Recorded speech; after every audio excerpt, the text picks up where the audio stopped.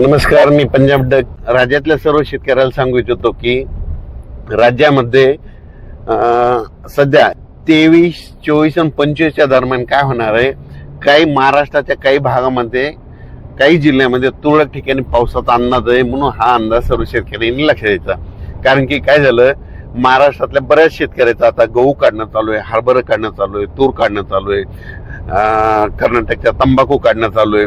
तर त्या शेतकऱ्याला सांगू इच्छितो की राज्यामध्ये फक्त आता 23, 24, 25च्या दरम्यान काय होणार आहे की तामिळनाडू, आंध्र प्रदेश, कर्नाटक, केरळ त्या राज्यामध्ये ते चक्रीवादळ येत असल्यामुळं त्याचा असर काय होणार आहे, महाराष्ट्राच्या एका भागाला वाचणार आहे. मग त्याच्यामध्ये कोणता जिल्हा आहे तर नांदेड जिल्ह्यामध्ये, नांदेड जिल्हा, लातूर जिल्हा, हिंगोली जिल्हा, यवतमाळ जिल्हा, वाशिम, त्याच्यानंतर अकोला जिल्हा, अमरावती, वर्धा, नागपूर, भंडारा, गोंदिया, चंद्रपूर, रामकुंड, त्याच्यानंतर तेलंगणात आदिलाबाद, धर्माबाद, नायगाव, नरसी, मुदखेड ह्या पट्ट्यामध्ये काय होणार आहे की 23, 24, 25च्या दरम्यान पाऊस येणार आहे. आणि मी म्हणत असतो ना, दरवर्षी आपल्या महाराष्ट्रामध्ये 22 फेब्रुवारी ते 10 मार्च एक अवकाळी येणार आणि एका भागामध्ये गारपीट होणार. तर तुम्हाला एक सांगू इच्छितो, काय करा, एक लक्षातच घ्या, दरवर्षी काय आपल्या बाजूच्या महाराष्ट्राच्या बाजूला गुजरात, राजस्थान, मध्य प्रदेश हे 3 राज्य वरच्या साईडने येतं. त्याच्यानंतर छत्तीसगड, आंध्र प्रदेश, तेलंगणा, कर्नाटक, केरळ, तामिळनाडू ह्या राज्यामध्ये दरवर्षी एक अवकाळी येत आहेत. मग ह्या दोन्हीचं जर खालून जर आलं, म्हणजे कर्नाटक साईडकडून आलं तर त्याचा असर महाराष्ट्राच्या भागाला होत आहे.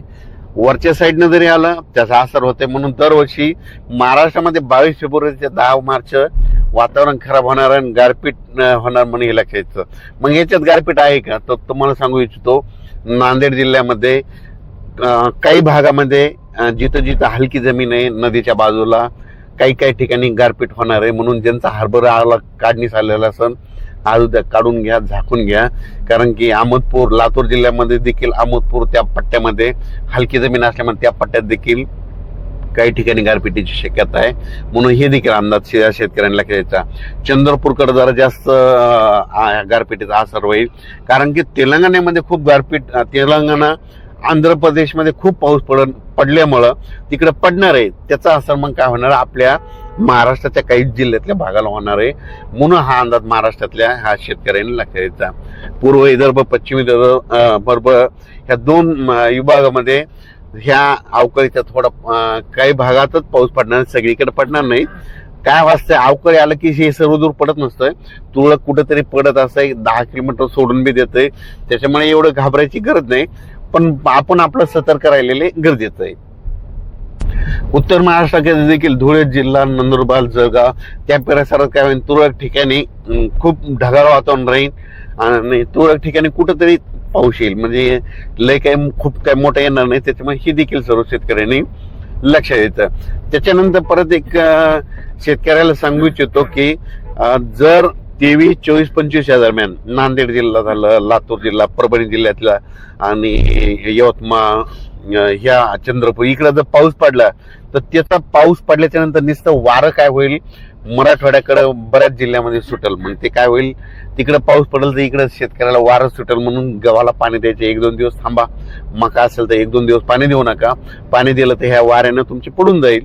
म्हणून हे 2-3 दिवस जरी त्या शेतकऱ्यांनी हे अंदाज लक्षात घ्यायचा. आपले जर तिरुपतीला, तामिळनाडू, कर्नाटक, केरळ, आंध्र प्रदेश कोणी तिरुपतीला गेलेला असेल तर तुम्हाला एक सांगू देतो, 22, 23च्या दरम्यान म्हणजे तामिळनाडूमध्ये तिरुपती, केरळ त्या तिरुपती बालाजी तिकडं खूप पाऊस पडणार आहे. कारण की तिकडे चक्रीवादळाचा असर त्या भागामध्ये होणार आहे. तिकडे पाऊस पडत असल्यामुळे त्याचा असर आपल्या महाराष्ट्राला होणार आहे. म्हणून हा अंदाज लक्षात द्यायचा. अचानक वातावरण बदललं तर परत एक मेसेज दिला जाईल. धन्यवाद.